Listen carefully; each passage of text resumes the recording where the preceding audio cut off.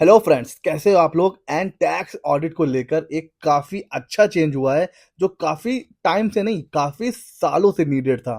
तो tax audit को लेकर जो बहुत बड़ा अपडेट हुआ है वो भी जानेंगे और ये भी देखेंगे कि फाइनेंशियल ईयर 23-24 के लिए किन के ऊपर टैक्स ऑडिट एप्लीकेबल है और किन के ऊपर टैक्स ऑडिट नहीं एप्लीकेबल है। तो अगर एप्लीकेबिलिटी की बात करें तो देखिए, बहुत सिंपल वर्ड में आपको बताऊंगा, ज़्यादा जो है ना, हम लोग लॉ में नहीं घुसेंगे।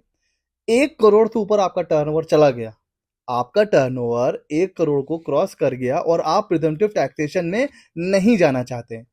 ध्यान से समझिए, टर्नओवर आपका 1 करोड़ क्रॉस कर गया और आप प्रिजम्पटिव टैक्सेशन 44 AD है ना, उसमें नहीं जाना चाहते, तो फिर आपको टैक्स ऑडिट करवाना पड़ेगा। अब ये सेक्शन 44 AD क्या है, ये हम लोग कई बार डिस्कस कर चुके हैं। सिंपली है, आपका टर्नओवर का आपको 8% या 6%, उसके ऊपर आपको प्रॉफिट दिखाना है। ITR 4 फाइल करिए, तब आपको टैक्स ऑडिट नहीं करवाना है। लेकिन अगर आपका टर्नओवर 1 करोड़ एक्सीड कर गया और आप सेक्शन 44 AD के लिए भी नहीं जाना चाहते, टैक्स ऑडिट एप्लीकेबल हो जाएगा, करवाना पड़ेगा। ठीक है। उसके अलावा अगर आपका टर्नओवर 10 CR 10 करोड़ को क्रॉस कर गया, आपके ऊपर टैक्स ऑडिट एप्लीकेबल है, क्योंकि तब आपको 44 AD तो मिलेगा ही नहीं। और पहले ये लिमिट थी 5 करोड़, अब ये 10 करोड़ हो चुकी है। तो अगर आपका टर्नओवर 10 करोड़ क्रॉस कर जाता है तो आपको टैक्स ऑडिट करवाना है। बट सर, अभी तो आपने बोला था कि 1 करोड़ से ऊपर। यहाँ पर एक कंडीशन है। कंडीशन ये है कि जितना भी पूरे फाइनेंशियल ईयर में आपने जो भी कैश में रिसीट किया है या जो कैश में पेमेंट किया है, वो टोटल पेमेंट के 5% से ज्यादा नहीं होना चाहिए। मीन्स अगर आपने 100 रुपए पे किया है तो 95 रुपीज आपको बैंक से पे करना है और सिर्फ 5 रुपए तक आप कैश में पे कर सकते हैं। और सेम चीज रिसिट पे है। अगर आपको 100 रुपीज रिसीव हुए हैं तो 95 बैंक में आना चाहिए, और अगर कैश में आएगा तो उसकी लिमिट सिर्फ 5 रुपए तक है। ये कंडीशन आप सेटिस्फाई कर लेंगे तो आपकी जो लिमिट हो जाएगी वो 10 करोड़ हो जाएगी। फिर 10 करोड़ तक आप चाहो तो टैक्स ऑडिट मत करवाइए। लेकिन 10 करोड़ आपका टर्नओवर क्रॉस हो गया, फिर आपको टैक्स ऑडिट करवाना ही करवाना है। चाहे सब कुछ बैंक में आए, चाहे पूरा कैश में हो ना हो, बैंक में हो ना हो, टर्नओवर 10 करोड़ क्रॉस कर गया, टैक्स ऑडिट करवाना है। ठीक हो गया जी। तो ये दो कंडीशन आपको ध्यान में रखनी है टैक्स ऑडिट की। उसके अलावा अगर आप प्रोफेशन, जो स्पेसिफाइड प्रोफेशनल की लिस्ट है, उसमें अगर आपका ग्रॉस रिसिट 50 लाख को क्रॉस कर जाती है, भैया आपको करवाना है, आपको करवाना है टैक्स ऑडिट। लेकिन यहां पर भी लिमिट को बढ़ा के 75 लाख कर दिया है, जैसे अदर देन प्रोफेशन के लिए है कि भाई अगर आपकी जो कैश लिमिट है, जितना पैसा आपके पास आ रहा है, वो 5% तक ही आप कैश में ले सकते हो, बाकी आपको बैंक में लेना है। अगर ये कंडीशन आप सेटिस्फाई कर लेते हो तो फिर आप 75 लाख तक बचे रहोगे टैक्स ऑडिट से। तो वैसे तो लिमिट कितनी है, 50 लाख। लेकिन अगर आप पूरा पूरा बैंक में ले रहे हो, मीन्स 95% आप बैंक में ले रहे हो, सिर्फ 5% आपका कैश में है, तो फिर आप 75 लाख तक टैक्स ऑडिट करवाने के लिए लायबल नहीं है। तो ये हो गया प्रोफेशन की लिमिट, और वो थी अदर देन प्रोफेशन की लिमिट। ड्यू डेट क्या होती है, 30 सितंबर होती है। 30 सितंबर से पहले पहले हमें टैक्स ऑडिट करवा के उसकी रिपोर्ट अपलोड करनी होती है। टैक्स ऑडिट कौन कर सकता है, ओनली चार्टर्ड अकाउंटेंट्स। ठीक है सर। तो उसी को लेकर के जो चेंज हुआ है वो हुआ है वेरिफिकेशन मेथड से।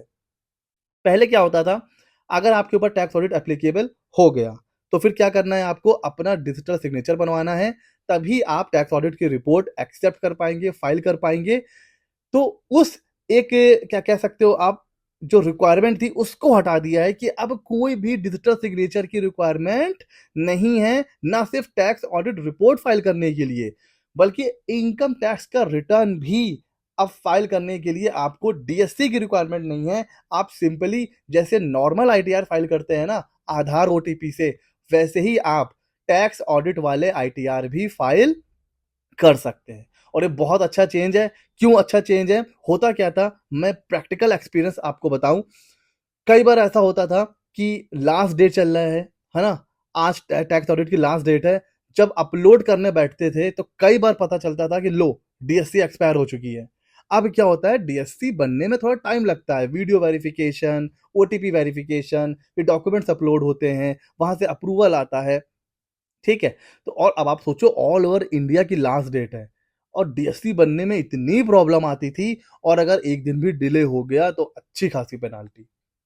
तो बहुत ज़्यादा मतलब एक कॉम्प्लेक्स प्रोसेस हो जाता था। अगर किसी के लास्ट मोमेंट में पता चले कि डीएससी एक्सपायर है, तो भैया उसकी टैक्स ऑडिट रिपोर्ट मतलब अपलोड करने में ना छींकें आ जाती थी, बिकॉज़ बार-बार कॉल करना पड़ता था जो डीएससी बनाते हैं कि भैया हमारा जल्दी कर दीजिए। अच्छा, उसके बाद सबका कॉल आता है कि भैया पहले मेरी डीएससी बनाइए, पहले मेरी डीएससी बनाइए। तो उस समय बहुत ज़्यादा हौच-पौच हो जाता था, अगर डीएससी एक्सपायर निकल गई तो। और ऐसा होता ही होता था, काम के प्रेशर में 2-4 क्लाइंट तो ऐसे मिल ही जाते थे जिनकी डीएससी नहीं होती थी।